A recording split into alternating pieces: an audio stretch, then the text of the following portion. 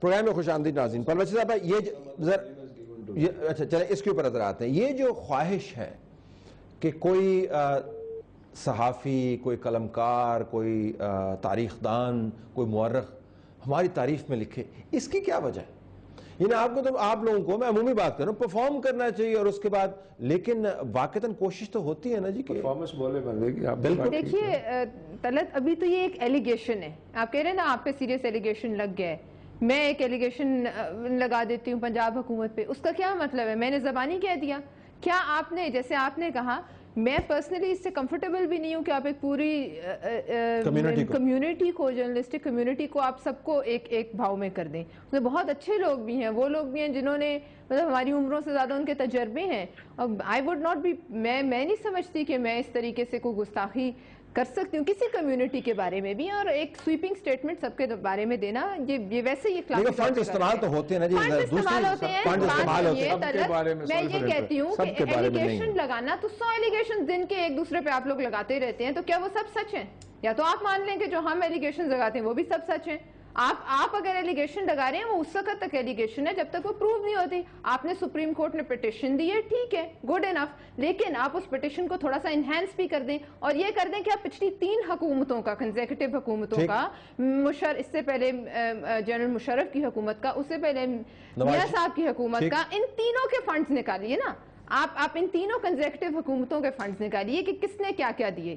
Number 1. Number 2, I personally don't think کہ budget میں secret funds نام کی کوئی چیز مینشنڈ ہوتی ہے، اور اگر کسی اور مد میں مینشنڈ ہوتی ہے تو پھر یہ تو بہت کمبلسم پروسیس ہے کہ آپ اس مد میں سے اس کو نکالیں اور اس کو پروب کریں کہ وہ کدھر کدھر گئے.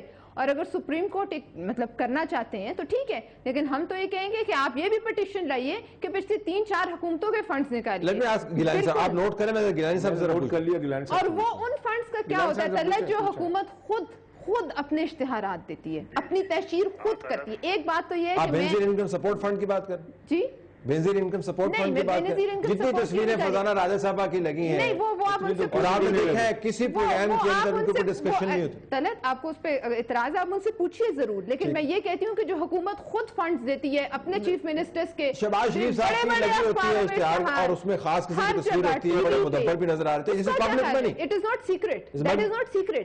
دیر no two things about it. یہ ذرا وضاحت کر دیں، اس پہ بھی آپ پٹیشن ڈالیے. گلانی صاحب ذرا یہ وضاحت کر دیجئے کہ سیکرٹ فنڈ بجٹ کے اندر اس کا کیا، وہ ان کا خیال ہے کہ مینشن نہیں ہوتے، کسی اور مد میں ہوتے ہوں گے.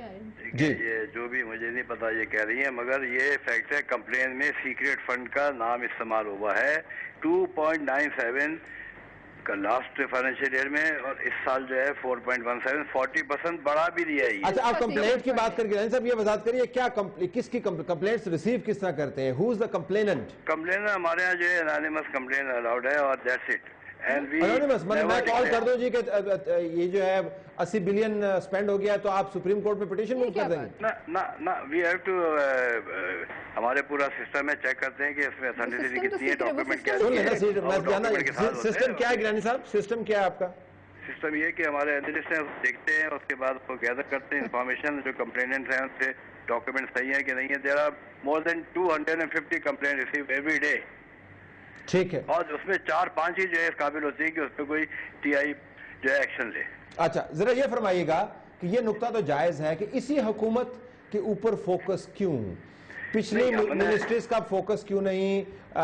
پچھلا جو تعلق واسطہ رہا ہے انفارمیشن منسٹریز کا اور ڈائریکٹریٹ جو ڈی جی پی آر ہے ان کی طرف سے، وہ کیوں نہیں مینشن کیا؟ سکوپ بڑھانا چاہیے نا نواز شریف صاحب. بالکل صحیح ہے. ہم نے جو کمپلین آئی تھی وہ بھیجی تھی، وہ پچھلی حکومت کی بھی ہے، یعنی صرف اس کی نہیں ہے. 2006-2007 کی پنجاب کی آڈیٹر جنرل کی رپورٹ سے 632 ملین کا فراڈ ہے، اور پنجاب گورنمنٹ نے آج تک اس پر ایکشن نہیں لیا.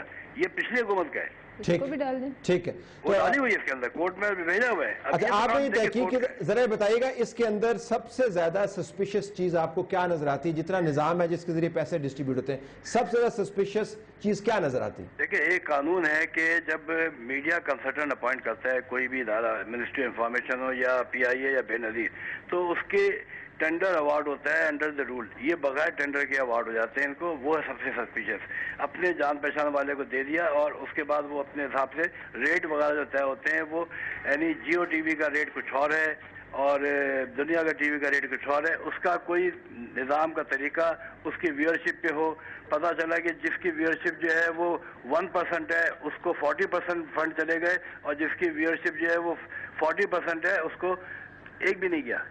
تو یہ چیزیں جو ہے نا یہ اب کورٹ ڈیسائیڈ کرے. آربٹری ہے بہت, کرائٹیرین آربٹری ہے بہت زیادہ, لہذا کرپشن کا احتمال زیادہ ہے. مطلب اس میں یہ کہ کرپشن ہوئی یا نہیں ہوئی ہے وہ ایک ادارہ ہی چیک کر سکتے ہیں. ہمارا کام نہیں ہے نا, ہم کر سکتے ہیں. وہ سپریم کورٹ کو یہی کہا ہے کہ کمیشن بنائے جس کو کر کے آئندہ جو ہے یہ بیڈ ایلیمنٹ ختم ہو جائے اور یہ صحیح طرح سے آگے گاڑی چلے. اچھا ہارون صاحب, آپ کی طرف آتے ہیں. میڈیا میں ہم جو لوگ بیٹھے تجزیے کرتے رہتے ہیں روزانہ, پتہ نہیں ان کا کتنا اثر ہوتا ہے, کوئی سنتا بھی ہے یا نہیں سنتا ہے, لیکن ہم ہر چیز کی تطہیر کا ذمہ ہم نے خود اٹھایا ہوا ہے. ہر ادارے کی صفائی ہم نے خود کرنی ہے. بڑے بڑے ہم آرٹیکل لکھتے ہیں, اداریے لکھتے ہیں, تجزیے کرتے ہیں, لیکن اپنے اندر جو ہمارا گند ہے, اگر میں یہ لفظ استعمال کر پاؤں آپ کی اجازت سے, اس کے لیے ہمیں سپریم کورٹ جانا پڑتا ہے. اس کا کوئی اندرونی انتظام نہیں کر پائے ہم. یہ بڑا المیہ ہے طلعت صاحب. کبھی کوئی اخلاقی اصلاح کی تحریک میڈیا کے اندر نہیں اٹھی. یہ اچھی بات ہے کہ اب اس پہ ڈیبیٹ ہونے لگی ہے. ہمیں ایک نظام اس کا وضع کرنا چاہیے, کوئی ادارہ بنانا چاہیے. اس میں اس لیے کہ میڈیا میں طرح طرح کے لوگ گھس آتے ہیں, پالیٹکس میں بھی میڈیا میں بھی. پہلے مذہبی اداروں میں اور پالیٹکس میں کچرا بہت تھا, اب میڈیا میں بھی بہت کچرا ہے. لوگوں کے ذاتی مفادات ہیں, اس کے لیے وہ ادارے بناتے ہیں, اور بہت خراب حالات میں بعض اوقات میں کام کرنا پڑتا ہے. جو لوگ اپنا دامن بچانا چاہتے ہیں, آپ کو پتہ ہے وہ بچا لیتے ہیں. باقی اس بات سے میں ایگری نہیں کرتا آپ کی کوئی اثر اس کا نہیں ہوتا. اثر تو اس کا ڈیفینیٹلی ہوتا ہے, رائے عامہ پہ ہوتا ہے, اس کی تعلیم ہوتی ہے. ایک عبوری دور سے ہم گزر رہے ہیں. انشاءاللہ یہ جو لیڈرشپ میں سے جو بھی کرپٹ ہے اسے نجات ہو جائے گی اور پروسیس میں ہوگی. اور تو کوئی طریقہ نہیں ہے, تمام قومیں اس سے گزری ہیں, ہمیں بھی اس سے گزرنا ہوگا. میڈیا کیپچر ہو گیا ہے, خیال یہ ہے میڈیا کیپچر ہو گیا ہے. کچھ اس سے مالکان جو ہیں ان کے تعلقات واسطے پڑے, صرف پیسے کا معاملہ نہیں ہے, پولیٹیکل افیلیشنز ہیں, پاور بروکرز ہیں, اور ان کے لیے جو لوگ کام کرتے ہیں وہ کتنے آزاد ہوں گے. ایک بہت بڑی تھیری ہے پاکستان کے اندر. اگر امریکی میڈیا یہودی لابی کیپچر کر سکتی ہے, اور ہم میں سے بہت سے لوگ اس پہ یقین رکھتے ہیں, تو پاکستانی میڈیا مافیا کے ہاتھ کیوں نہیں بک سکتا؟ ہم میں کیا ایسی خاص بات ہے؟ یہ بات ٹھیک ہے, اس کے لیے فکر مندی ہونی چاہیے, اس کے لیے کوشش کرنی چاہیے, بات ٹھیک ہے.